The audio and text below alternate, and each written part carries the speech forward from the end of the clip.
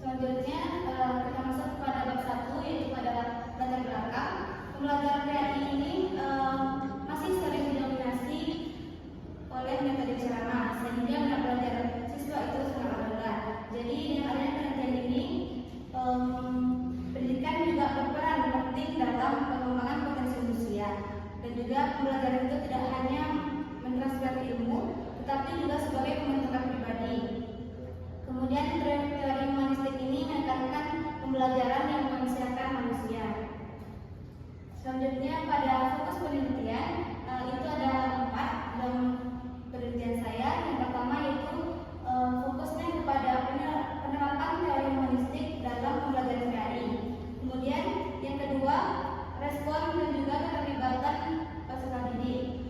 Yang ketiga, tingkat minat belajar PAI serta pengaruh penerapan teori humanistik terhadap minat belajar. Dan pertanyaan dari penelitiannya yaitu yang pertama, bagaimana penerapan teori humanistik dalam pembelajaran pendidikan agama Islam di sekolah. Kemudian yang kedua, bagaimana respon peserta didik terhadap penerapan teori humanistik dalam pembelajaran PAI. Yang ketiga, bagaimana tingkat keterlibatan ataupun partisipasi aktif peserta didik dalam pembelajaran PAI yang menerapkan teori humanistik. Dan yang keempat, bagaimana tingkat minat belajar PAI peserta didik setelah diterapkannya teori humanistik dalam pembelajaran. Masuk kepada tujuan penelitian. Di sini tujuan dari penelitian saya yaitu untuk mendeskripsikan penerapan teori humanistik dalam PAI, mengungkap respon dan juga keterlibatan siswa, menganalisis minat belajar PAI siswa, serta menilai pengaruh teori humanistik terhadap minat belajar siswa. Dan masuk kepada tahap selanjutnya yaitu manfaat penelitian.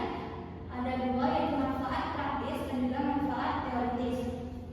Dalam manfaat praktis ini, yang pertama bagi guru PAI, manfaatnya yaitu untuk memberikan satu gambaran yang konkret mengenai penerapan teori humanistik dalam pembelajaran PAI untuk meningkatkan minat belajar siswa melalui pendekatan empatik, dialogis, dan juga berpusat pada peserta didik. Kemudian manfaat bagi peserta didik yaitu untuk menciptakan pengalaman belajar PAI yang lebih nyaman, bermakna, serta mendorong keterlibatan aktif sehingga meningkatkan minat, motivasi, serta kepercayaan diri peserta didik. Kemudian yang ketiga bagi sekolah, manfaatnya yaitu untuk menjadi bahan evaluasi dalam meningkatkan kualitas pembelajaran PAI serta dasar penyusunan kebijakan pembelajaran yang lebih humanistik dan juga ramah peserta didik. Dan yang keempat itu bagi peneliti selanjutnya akan menjadi referensi awal dan bahan perbandingan bagi penelitian yang sejenis yang terkait teori humanistik, minat belajar serta pembelajaran PAI. Dari segi manfaat teoritis yaitu ada 3. Yang pertama, untuk mengembangkan kajian teori humanistik dalam pembelajaran PAI. Yang kedua, menjadi referensi ilmiah bagi penelitian pendidikan Islam serta memperkuat kajian aspek efektif dalam pembelajaran. Untuk penjelasan judul yaitu pengaruh penerapan teori humanistik terhadap minat belajar siswa pada siswa SMPN 1 Kota Baru dan saya.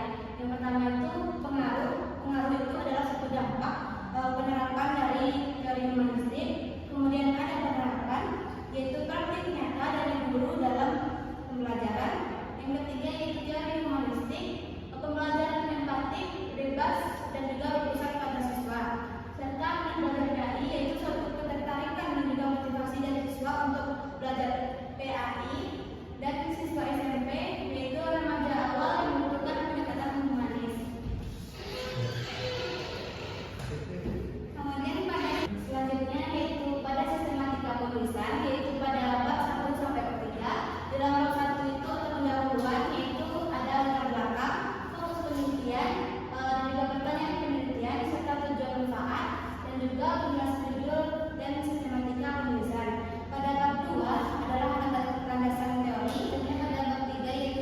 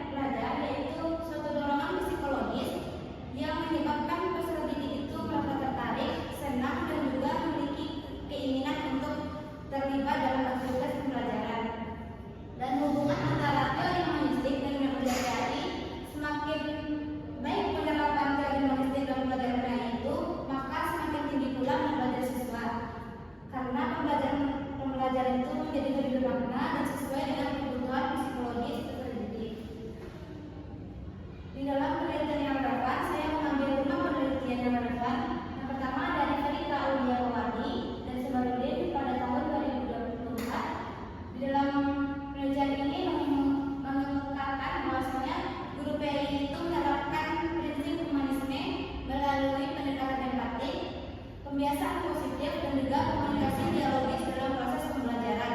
Kemudian yang kedua dari Tristitia Hayatul Jannah dan juga Gus Mandiri, dalam penelitiannya itu menyimpulkan bahwasanya strategi seperti pemberian kebebasan berpendapat, ruang refleksi, pendekatan individual, serta hubungan guru dan siswa itu sangat harmonis dan mampu meningkatkan motivasi intrinsik dan juga keaktifan siswa.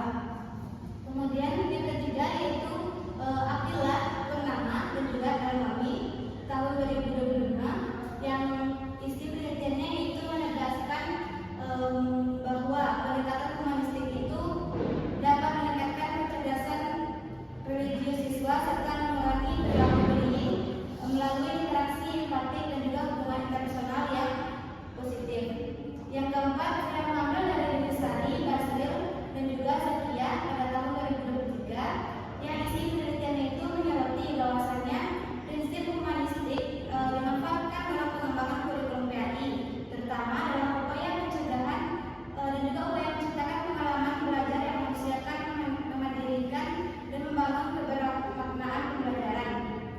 Dan yang terakhir yaitu dari Utami 2023 yang studi ini menunjukkan bahwasanya guru PAI itu menerapkan teori humanistik melalui pendekatan personal, penciptaan suasana kelas yang suportif, dan penerapan metode pembelajaran yang kolektif yang mendorong pengalaman belajar yang bermakna juga autentik.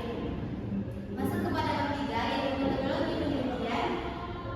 Metode yang saya gunakan dalam penelitian ini adalah metode penelitian kualitatif dengan pendekatan deskriptif, yaitu suatu pendekatan penelitian yang bertujuan untuk memahami dan juga mendeskripsikan secara mendalam penerapan teori humanistik dalam proses pembelajaran PAI serta implikasinya terhadap minat belajar peserta didik. Kemudian tempat dan waktu penelitian saya itu dilakukan di Kementerian Kota Baru di rumah saya pada tanggal 20 Oktober sampai 20 Desember 2005. Teknik pengumpulan data yang saya gunakan untuk memperoleh data yang akurat dan juga relevan dengan fokus penelitian saya yaitu peneliti menggunakan beberapa teknik pengumpulan data yaitu observasi, wawancara, dan juga studi dokumentasi. Nah, ketiga teknik ini digunakan secara saling melengkapi agar data itu diperoleh lebih komprehensif baik dari aspek perilaku dan juga proses pembelajaran. Kemudian teknik keabsahan data. Penelitian itu menjamin keabsahan data dengan data penelitian yang valid dan dapat dipercaya dengan menggunakan tiga teknik. Yang pertama triangulasi teknik dan juga triangulasi waktu. Triangulasi teknik ini dilakukan dengan memeriksa data menggunakan beberapa metode pengumpulan yang berbeda-beda namun mengarah pada fokus yang sama. Dalam penelitian ini menggunakan observasi pembelajaran, wawancara guru dan siswa serta studi dokumentasi. Kemudian yang kedua triangulasi waktu, yaitu dilakukan dengan mengumpulkan data pada waktu yang berbeda untuk melihat konsistensi informasi. Bisa menggunakan waktu pembelajaran pagi dan siang, hari berbeda serta kondisi formal dan juga non formal. Yang terakhir itu teknik analisis data. Pada teknik analisis data ini menggunakan 4 teknik atau 4 tahapan. Yang pertama itu klasifikasi data. Pada tahap ini peneliti itu menyusun dan juga mengelompokkan data berdasarkan tema penelitian seperti pola penerapan pendekatan humanistik, respon siswa, dan juga faktor-faktor yang berkaitan dengan minat belajar siswa. Yang kedua yaitu reduksi data. Reduksi itu dilakukan dengan memilih dan juga memilah data yang esensial dan mengesampingkan data yang tidak relevan. Jadi pada proses ini juga melibatkan pengecekan kelengkapan informasi. Yang ketiga dengan penelitian atau deskripsi data. Jadi data yang telah direduksi kemudian dituliskan dalam bentuk uraian naratif sesuai alur penelitian.